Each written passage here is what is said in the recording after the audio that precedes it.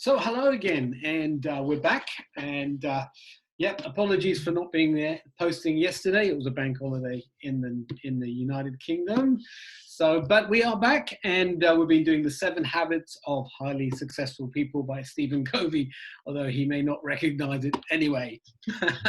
We are on the habit called Synergize. So basically, Synergize, as far as I'm understanding it, is when something is greater than the sum of its parts. So if there's 2 people and 2 people instead of equaling 4, the net result of a synergistic relationship, it would have the power of 5. And basically, I feel that synergy is about valuing our differences.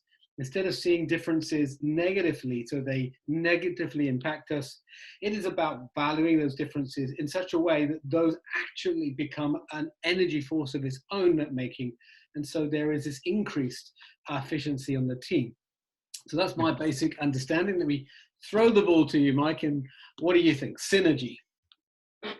Well, I agree with everything that you said. So there's a beautiful space where we are with certain individuals where, like you said, your strengths and my strengths actually create a forward motion, a movement. And so the sum of us is greater than just one of us.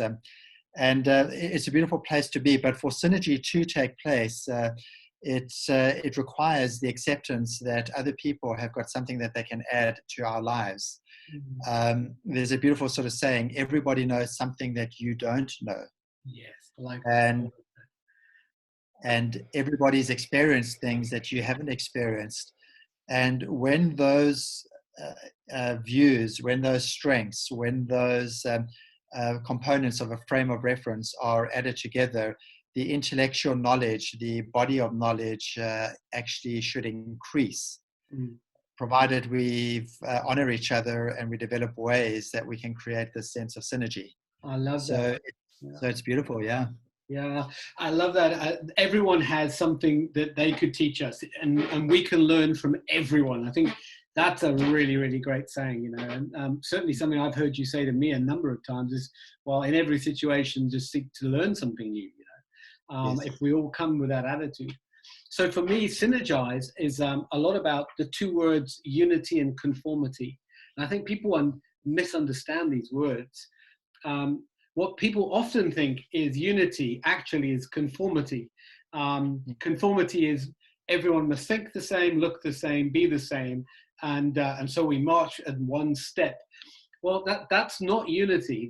That's conformity, and conformity is the opposite to synergy. In fact, yes. When you conform, you push away all differences and all other opinions, and I think you become a lot poorer for it. Unity is when you embrace all the differences, different opinions, different ways of looking at things, but you unite it under a common banner or vision or purpose. And then in that way, you bring synergy. So I think to have synergy, you need acceptance of one another's differences and seeing them as positive, not negative. And then you need clarity around vision and focus, a clear single vision with diverse opinions and thoughts around it, I think brings Synergize. Yeah. It's definitely not what is termed as groupthink. Groupthink is where everybody thinks the same. And if you think how much effort is often put into an organization to try and get people to join that are exactly like the people that are already there. And what you then have is you might have a very sort of cohesive team in the sense of there's no conflict, but the problem is they all think the same. And one of the prime examples of this, a guy called Adam Grant talks about it in his book Give and Take. Edward Land, I think his name was. He was the founder of Polaroid. Right. And Polaroid in the 60s, 70s, early 80s was one of the brilliant organizations to work for. And if you did a culture survey on them, they would have come out tops in terms of culture because everybody liked each other. The problem was that everybody liked each other because they are the same. They're the type of people you invite over to your house to bribe because you get on. So when when digital printing came along, um, Polaroid had this absolute belief that people would always want hard copy photographs. Mm. Um, they didn't have people in the organization who could actually speak up and say, no, no, that's wrong. And Polaroid were actually ahead on the digital photography type of intellectual knowledge. But a couple of years later, in the early 90s, they went into liquidation because everybody thought the same. And if you did think differently, you were then scandaled. It's almost like you were breaking the unity. So here's an interesting thing. Sometimes we say to somebody, you're an excellent team player. Well, what does that mean? You go along with what the boss says. Yeah. It might not be what we need. Absolutely. I was actually coaching a team today, and they're a brilliant team. So they may even be listening. So they're a really good team. But one of the challenges that team is going to have is that they have such a deference to one another, always deferring to one another in such a way that there's no rigor in the conversation. And when a team is secure, it can have rigor in the way that it reacts with each other. Disagreement is not negative. Disagreement can be a very positive thing. It injects energy into the conversation. But if it harps back to something we spoke about the other day, is finding the third way. It's not my way or your way, but let us engage in such a way that we find that third way, which of course is synergy, right? Having that rigor in the conversation. Yeah, and it takes courage because none of us like to, or I don't think any of us really like to be challenged. And we become attached to certain beliefs, certain ways of doing things. But it's to recognize that somebody's different viewpoint isn't a threat. It's either going to strengthen your argument or strengthen or provide insights that you don't have, or it's going to show you gaps and things that you need to do. So, Tom Peters, brilliant Tom Peters, and he talks about we need to invite the sufficiently weird into our lives. I love it. And that's like threatening, because it's nice to have people that just affirm your viewpoints. But sometimes we need people who add to our viewpoint through their difference, yes. or possibly even change our viewpoint. Yeah, but it comes back to, though, the cement in a good team. It's certainly the cement in a good, diverse team is a unified sense of purpose and vision. I think if you lose sense of your vision or your purpose, then the differences can start to erode, and it starts to, because division is two vision, division. And we know that two visions in a same organization tends to split it apart. And so we need to have very strong direction of where we're going, what is our purpose, and then that strength allows us the diversity that we're looking for. But I think it would be dangerous to seek for great diversity if you don't have a good handle on purpose or vision. Yeah, well, healthy diversity is the ability to think together differently. So, so healthy diversity is the ability to think together, but yet differently. So I hear what you're saying, Dave, because it is very important. So synergy is not separate visions or purpose, otherwise it would be a disaster. So there is that togetherness, but into that togetherness we bring our difference, or we bring our uniqueness, which therefore expands what we've got.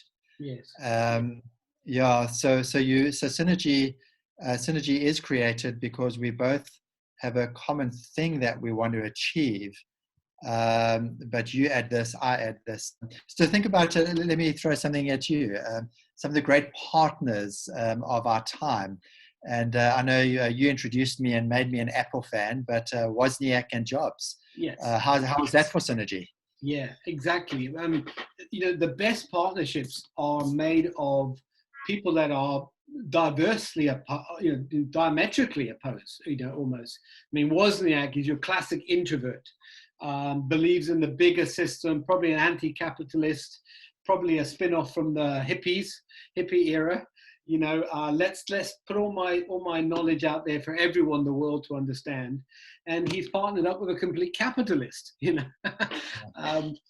but together they made a fantastic team. Yeah. One quite risk averse, the other just do it, yeah, bet the business. Yes, yeah.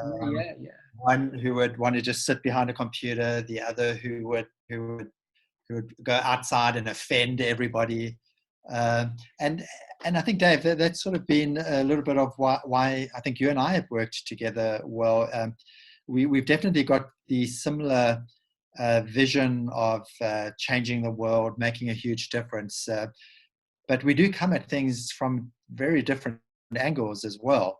Yeah. But not threatened by it, and we've grown into that. It's not like it was always automatically there, but we've learned to accept that together, the way you do it, the way I do it, bring it together, it creates something quite powerful.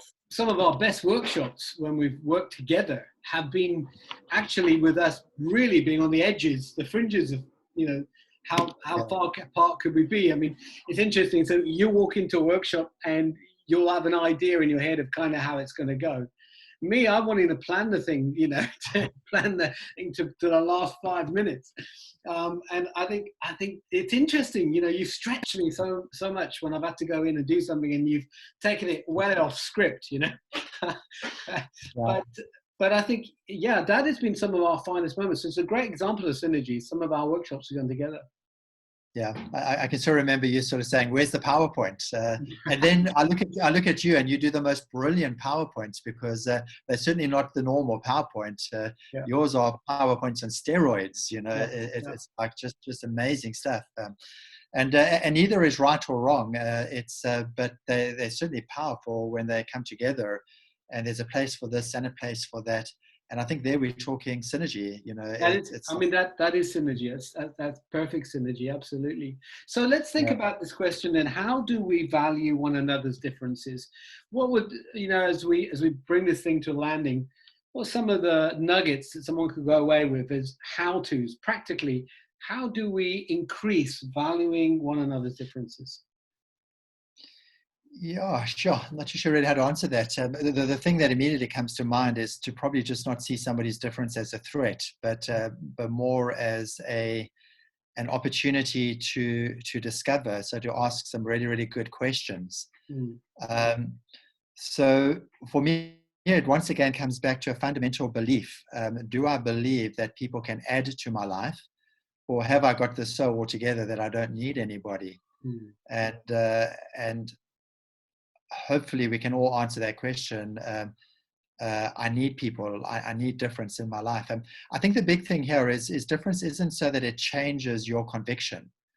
I don't think we're saying that. I've got certain convictions in my life which are very, very strong. But even somebody who has different convictions, their contribution to me is to make mine even stronger, or to also get me to see what they're bringing. So that brilliant Desmond Tutu quote, which says, don't raise your voice, improve your argument.